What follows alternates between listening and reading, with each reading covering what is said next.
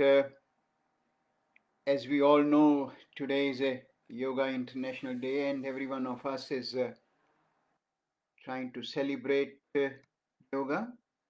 It's good to see that everyone is incorporating that awareness towards their well-being and leaving the fight with the machines for their well-being to build up their 6 apps or so, are incorporating yoga in their life. But as I always have shared and said very clearly and very strongly, that just by spreading your mat in the morning and evening is not going to bring us that wellness until or unless each one of us who are really into yoga start living yoga rather than doing yoga.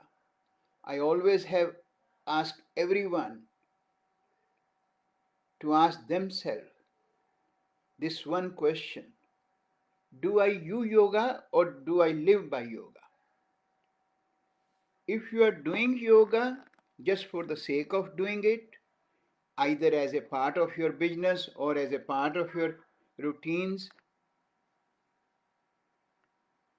you will still have a lot of suffering around you, either at a physical level, mental level, emotional level. And when one wonders why it is so, answer is simple. Until we live by yoga, yoga's principle, yoga's value will not be able to help us. Yoga philosophy has so much to offer us.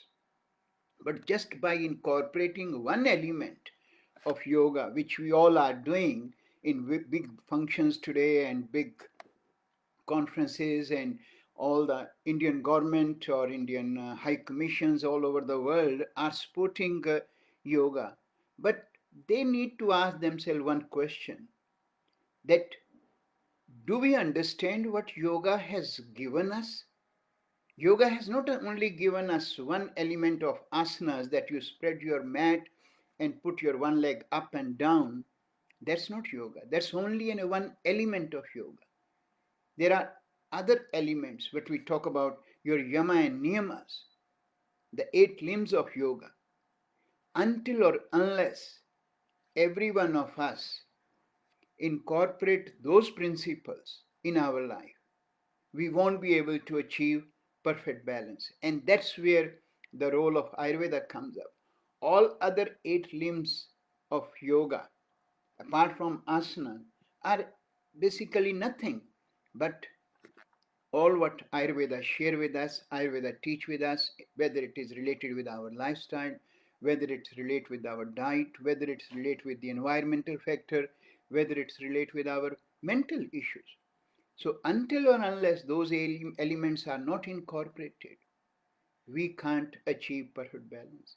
If all of us, all our governments, all officials, all who are having yoga as their profession, business, they must make a pledge today that they will incorporate Ayurvedic principles for themselves, for their client, for the well-being of community and society and for the country. One need to celebrate not Yoga International Day, but Yoga and Ayurveda International Day if we are really keen. Reason why we don't do that? Because we know at the moment sellable thing is only yoga. And that's where everyone is more and more into that sport. It is good. One element is good. I'm not criticizing anyone. Don't take me wrong if some people, but truth is truth. And we must be courageous enough to accept that truth. We must be courageous enough to face the mirror, the reality of our life. And we must make an effort. Let's make an effort, if we are keen to give the world that total wellness, come together and make an effort to incorporate the real science for well-being, which is Ayurveda and Ayurvedic principles, which relate with our lifestyle, which relate with our diet. Look at many of our yoga, so-called yogis, everywhere, whether it's the West or India or anywhere. What they are doing, they are the one who are suffering from so many problems in their life, physical, mental, emotional. And one might say, every one of us can have the problem. Totally agree with that. No question about that. But if you closely look at their lifestyle, look at their diet, so much incompatible items are in their day-to-day life. In the West, 90% of our yoga practitioners, they start their breakfast with smoothies.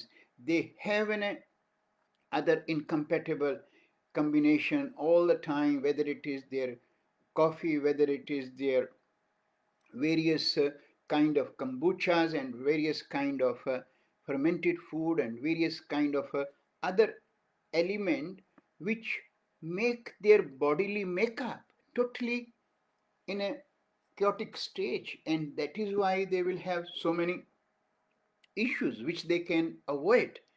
What they need to do is they just need to take one ego out of their daily practice, because our five enemies in the world, in our life, are your kam, krodh, lobh, moh, ahankara.